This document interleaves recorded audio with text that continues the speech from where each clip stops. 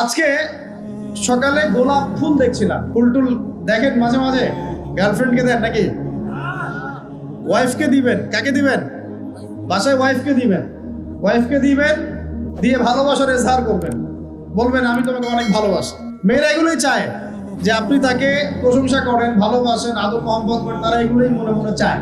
হয়তো আপনাকে তারা বলে না, কিন্তু তারা এটাই চায়। যদি আপনি করতে পারেন, ইনশাআল্লাহ তারা আপনার কন্ট্রোলে থাকবে। যদি কাঠখোট্টা হয়ে থাকেন সাংসারিক জীবনে, তাহলে দেখবেন রসকস কমে গেছে আর কি।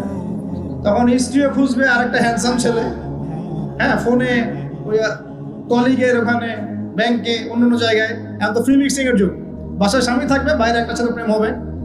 আবার দেখা যাবে আপনারও মন উঠে যাচ্ছে, আপনার কাছে আপনার নিজের স্ত্রীকে ভালো লাগছে না, অন্য মেয়েকে ভালো লাগছে না। সাংসারিক জীবনটাকে মধুর রাখার জন্য নবী সাল্লাল্লাহু আলাইহি ওয়াসাল্লামের সুন্নতগুলো পালন করতে হয়। স্ত্রীকে হাদিয়া দিবেন, তোহফা দিবেন, ভালোবাসবেন, এবং সে আপনাকে কষ্ট দিবে এটা ধরে নেবেন। সে আপনাকে সারা জীবন কষ্ট দিবে এটা আপনি মাথায় সেট করে নেবেন। ইনস্টল দিবেন, সফটওয়্যার ইনস্টল দিই না আমরা, প্লে স্টোর থেকে অ্যাপস ইনস্টল করেন না, আপনার লাইফে একটা অ্যাপস ইনস্টল করবেন যে স্ত্রী আপনাকে কষ্ট দিবে। তখন আপনার কাজ হচ্ছে মান সামাতা নাজা, যে ব্যক্তি চুপ থাকবে সে নাজাত পাবে। আর যদি আপনি চাপ দিতে চেষ্টা করেন, তাহলে এই সম্পর্কটা ভেঙে যাবে। হাদিস বলে দেই, যেহেতু প্রসঙ্গটা এসে গেছে, যে ইবলিসের সিংহাসন হচ্ছে মহাসাগরের উপরে। কোথায়? মহাসাগর। ইবলিস দিন শেষে ওর সব চেলা চামুন্ডাকে ডেকে বলে যে তোমরা আজকে কি করছো। একজন বলে যে আমি আজকে একজনকে মদ খাওয়াই দিছি, একজনকে আমি আজকে জেনা করাই দিছি, একজনকে আমি খুন করাই দিছি। ইবলিস বলে যে আসলে কিছুই করো নাই তোমরা। একজন এসে বলে যে আমি আজকে অমুক পরিবারের মধ্যে স্বামী স্ত্রীর মাঝখানে বিচ্ছেদ ঘটাই দিছি। তখন ইবলিস তাকে কাছে ডেকে নিয়ে আসে, নিয়ে এসে মেডেল পরায় দেয়, গোল্ড মেডেল দিয়ে বলে যে হ্যাঁ তুমি একটা কাজের কাজ করছো। দেখলে ইজহার করবেন, পরিবার সুন্দর হবে ইনশাআল্লাহ। আমরা দোয়া করি আল্লাহ পাক আমাদের পরিবারগুলোকে জান্নাতি পরিবার বানিয়ে দিন, স্বামী স্ত্রীর মধ্যে মিল মহব্বত বাড়িয়ে দিন। আসলে স্ত্রীর জন্য স্বামীর চেয়ে আপন কেউ হয় না, আর স্বামীর জন্যও স্ত্রীর চেয়ে আপন কেউ হবে না। আবার স্ত্রীর অধিকার দিতে গিয়ে মাকে আবার ফেলে দিয়েন না। যার যার অধিকার তার তার জায়গায় সমানভাবে দিবেন ইনশাআল্লাহ। আপনি ইনসাফ কায়েম করবেন। মনে রাখবেন যে পুরুষ মানুষ কিন্তু বোকা। পুরুষ মানুষ কি কারণ কি জানেন? সারা জীবন তারা স্ত্রী সন্তান পরিবার পরিজন সবার জন্য অনেক কিছু করে ঠিকই, এবং এগুলো করতে গিয়ে তারা আল্লাহর পথ থেকে দূরেও সরে যায়, নামাজ ছেড়ে দেয়, কমিয়ে দেয়, আমল কমে যায়, দুনিয়ার ব্যস্ততা বেড়ে যায়। শেষ বয়সে সেই পুরুষ আবার একা হয়ে যায়। আল্লাহ রাব্বুল আলামিন আমাদের সবচেয়ে আপন সত্তা, বাকিরা আমাদের দুনিয়ার প্রয়োজন। এটা মাথায় রেখে চলতে হবে। আল্লাহ পাক তৌফিক দান করুন, আমিন। বলছিলাম ইজহারের কথা। এই যে আকাশের তারার কথা বলেছি, স্ত্রীকে নিয়ে মাঝে মাঝে আকাশের তারা দেখবেন, এটা সুন্নত। স্ত্রীকে নিয়ে রাত্রেবেলা একটু হাঁটাহাঁটি করেন, গল্প গুজব করেন, সুন্নত। অনেক সুন্নত কিন্তু উঠে গেছে এখন। মাঝে মাঝে খেতে বসবেন, একটা প্লেটে খায়েন। বাসায় কি একটা প্লেট আছে? সব তো সেপারেট প্লেট। একটা প্লেট, বড় প্লেট, এরকম বড় প্লেট আছে বাসায়? প্লেট বুঝতে পারছেন কি না? থালা থালা, এক প্লেটে খাওয়ার অভ্যাস করেন। নবী সাল্লাল্লাহু আলাইহি ওয়াসাল্লামের একটা হাদিস এমনও আসছে, আয়েশা রাদিয়াল্লাহু আনহা সম্পৃক্ত, একসাথে গোসলও করেছেন তারা। চিন্তা করা যায় এখন? একসাথে গোসলও করেছেন। আয়েশা রাদিয়াল্লাহু আনহা বলতেন যে আমার হাতের সাথে নবী সাল্লাল্লাহু আলাইহি ওয়াসাল্লামের হাত টাচ লাগতেছিল পানি নেওয়ার সময়। আমরা কারাকারি করতেছি পানি নেওয়ার সময়, কে আগে পানি নিবে। ইসলাম এর মধ্যে সবকিছু সমাধান নাই।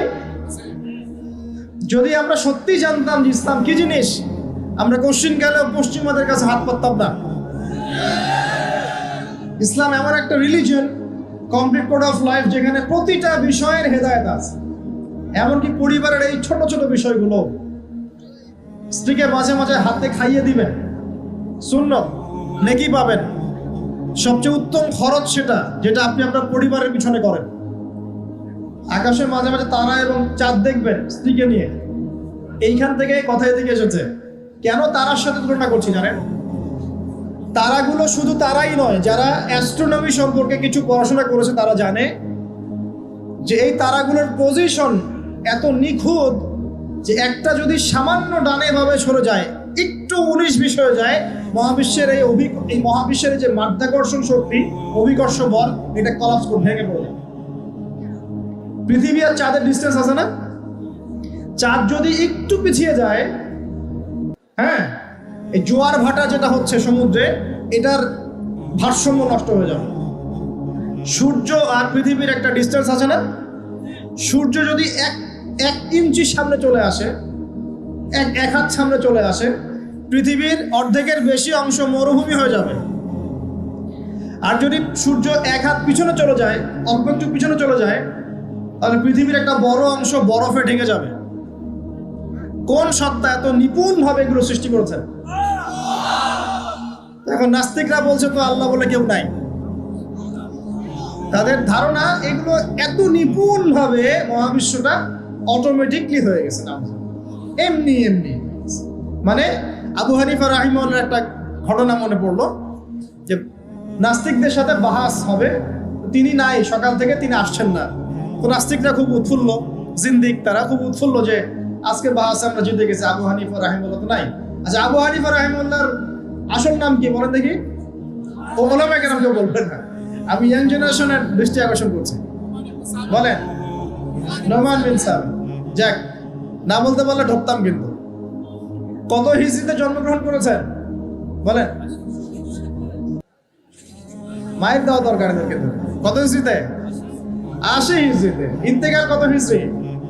150। আর্জেন্টিনার স্ট্রাইকারের নাম কি বলেন? এই তো, এই হচ্ছে অবস্থা আমাদের ভাই। ব্রাজিলের স্ট্রাইকারের নাম কি? গতকালকে বাংলাদেশের ম্যাচে কে ভালো খেলেছে? শাবাশ,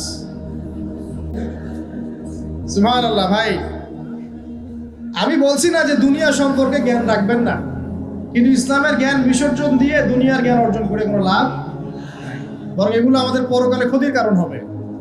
দেখুন, আল্লাহ পাক কোরআনে এই তারাগুলোর পজিশনের কসম করেছেন। কোরআনের আয়াতগুলোকে আকাশের তারার সাথে তুলনা করা হচ্ছে কেন?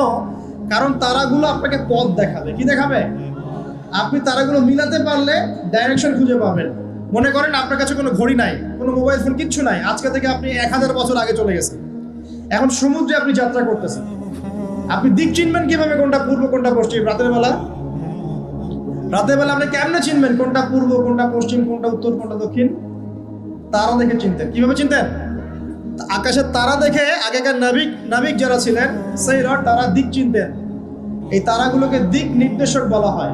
ঠিক একইভাবে কোরআনের আয়াতগুলো যদি আপনি একটার সাথে একটা হারমোনিয়াসলি মিলাতে পারেন, আপনি পথ খুঁজে পাবেন ইনশাআল্লাহ। এই জন্যই বললাম যে আকাশের তারার সাথে কোরআনের আয়াতগুলোকে মেলানো, উপমা দেয়া যায়। তো এইখানে বলতে গিয়ে এসেছিলাম যে দুইজন নবীকেই কিন্তু আল্লাহ রাব্বুল আলামিন কি বলেছেন? খলিফা। আদম আলাইহিস সালামকেও খলিফা বলেছেন, দাউদ আলাইহিস সালামকে কি বলেছেন? খলিফা। এখন বলেন তো, খলিফা কাকে বলে? যে কাপড় সেলাই করে? আমাদের সমাজে বলে যে উনি খলিফা। খলিফা মানে দর্জি? খলিফা কে? এটা কে সবচেয়ে ভালো উত্তর দিতে পারবে? আমি না আল্লাহ? আমরা না আল্লাহ? আল্লাহ পাক কি বলছেন শুনুন। আল্লাহ পাক সূরা সাদের মধ্যে বলছেন। কোন সূরা? সাদ একটা সূরাই আছে। এই সূরার মধ্যে 24 থেকে 26 নম্বর আয়াত পড়ে দেখবেন। আল্লাহ পাক বলছেন, ইয়া দাউদ, হে দাউদ আলাইহিস সালাম, ইন্না জাআলনাকা খলিফাতান ফিল আরদ। হে দাউদ, আমি বা আমরা তোমাকে পৃথিবীতে খলিফা করেছি। কি করেছি? তোমার কাজ কি? তোমার কাজ হচ্ছে ফাহকুম বাইনান নাস বিল হক। তোমার কাজ হচ্ছে মানুষের মাঝে, এই যে জনসাধারণের মাঝে হকের মানদণ্ডে বিচার ফয়সালা করবে। সুবহানাল্লাহ। একজন খলিফার কাজ কি তাহলে? জনসাধারণের মাঝে হকের মানদণ্ডে, ন্যায়ের মানদণ্ডে বিচার ফয়সালা করলে সে আল্লাহর খলিফা হবে। যদি অন্যায়ের মানদণ্ডে বিচার ফয়সালা করে, সে শয়তানের খলিফা হবে। কথা কি বুঝতে পারছেন? এই খলিফা শব্দ আল্লাহ পাক প্রয়োগ করেছেন দাউদ আলাইহিস সালামের ক্ষেত্রেও এবং আদম আলাইহিস সালামের ক্ষেত্রেও। আদম আলাইহিস সালামকে আল্লাহ পাক কি বলছেন? ওয়া ইয ক্বালা রাব্বুকা লিল মালাইকা ইন্নী জাঈলুন ফিল আরদি, বলেন খলিফা। তাহলে আদমকেও খলিফা বললেন না আলাইহিস সালাম? তো আদম আলাইহিস সালাম পৃথিবীতে এসে কি আল্লাহর বিধান ছাড়া অন্য কারো বিধান দিয়ে বিচার ফয়সালা করেছেন কিনা? আর দাউদ আলাইহিস সালাম যখন জেরুজালেমের বাদশা ছিলেন, সেখান থেকে তিনি কি আল্লাহর বিধান ছাড়া অন্য কোনো বিধান দিয়ে ফয়সালা করেছিলেন কিনা? উত্তর দেন। আল্লাহ পাক সূরা মাইদায় উল্টা কথা বলছেন। আল্লাহ পাক বলেন, ওয়ামান লাম ইয়াহকুম বিমা আনজালাল্লাহ ফাউলাইকা হুমুল কাফিরুন। এটা 44 নম্বর আয়াত। 45-এ বলছেন ফাউলাইকা হুমুল ফাসিকুন। 47-এ গিয়ে বলছেন ফাউলাইকা হুমুজ জালিমুন। তিনটা বলছেন, বা প্রথমে কাফিরুন, তারপর জালিমুন, তারপর ফাসিকুন। তিনটা কথাই আল্লাহ বলছেন যে ব্যক্তি বা যারা আল্লাহর নাজিলকৃত বিধান দ্বারা বিচার ফয়সালা করছে না, তারা ফাসিক, তারা জালেম, তারা কাফির। কে বলেছেন? আল্লাহ। আমাদের কথা। এখানে দুটো বিষয় চলে আসবে। এক, কেউ যদি মনে করে যে আল্লাহর বিধানগুলো এই যুগে চলে না, ওই যুগে চলতো, এই যুগে চলে না, এই যুগে আমরা যা বুঝি এটাই সেরা, তাহলে নিঃসন্দেহে সে কুফরিতে লিপ্ত আছে। কোনো সন্দেহ আছে? আর কেউ যদি মনে করে যে না, আল্লাহর বিধানই চূড়ান্ত, এটাই সর্বোচ্চ, কিন্তু পরিবেশ পরিস্থিতি বিবেচনায় আমি ইমপ্লিমেন্ট করতে পারছি না, সে ব্যক্তির কথা আলাদা। কথা কি বুঝতে পারছেন? আমাদের আকীদা পরিষ্কার করতে হবে না? তাহলে এখানে আপনি খলিফার সংজ্ঞা পেলেন, খলিফার কাজ কি সেটাও পেলেন। আরো একটা কথা আল্লাহ পাক বলেছেন দাউদ আলাইহিস সালামকে, সেটা হলো ওয়ালা তাত্তাবি'ল হাওয়া, তুমি তোমার প্রবৃত্তির অনুসরণ করো না। প্রবৃত্তি মানে কি? মন যা চায় তার অনুসরণ করো না। ফায়ুদিল্লাকা আন সাবিলিল্লাহ, তাহলে এই অনুসরণ তোমাকে আল্লাহর পথ থেকে বিচ্যুত করে দিবে। ইন্নাল্লাযীনা ইউদিল্লুনা আন সাবিলিল্লাহি লাহুম আযাবুন শাদীদ বিমা নাসু ইয়াওমাল হিসাব। যারা নিজের মন গড়া প্রবৃত্তির অনুসরণ করেছে, তারা আল্লাহ পাকের সরল পথ থেকে বিচ্যুত হয়ে গেছে, এবং আল্লাহ পাক তাদেরকে কঠিন শাস্তি দিবেন, কারণ তারা কিয়ামতের দিনটাকে ভুলে গেছে। প্রিয় ভাইরা, আমরা ওয়াদা করে এসেছি আল্লাহর কাছে। কি ওয়াদা করেছি? যে আল্লাহ আমাদের রব। তাহলে দুনিয়াতে আসার পর কি আমরা আল্লাহর সাথে শিরিক করতে পারবো? আল্লাহর বিধান ছাড়া অন্য কারো বিধান মানতে পারবো? আল্লাহ পাকের হালালকে হারাম করতে পারবো? আল্লাহর হারামকে হালাল করতে পারবো? নাকি আমাদের উচিত হবে আল্লাহর সমস্ত বিধানের সামনে আত্মসমর্পণ করা? কোনটা? ইসলাম মানে কি? বলবে শান্তি। ঠিক আছে, শান্তি একটা শব্দের অর্থ হয়। ইসলাম শব্দের প্রকৃত অর্থ হচ্ছে আত্মসমর্পণের মধ্য দিয়ে শান্তি অর্জন করা। আল্লাহর হুকুম আহকামের সামনে আত্মসমর্পণের মধ্য দিয়ে কি করা? শান্তি অর্জন। আত্মসমর্পণ কেমন হবে?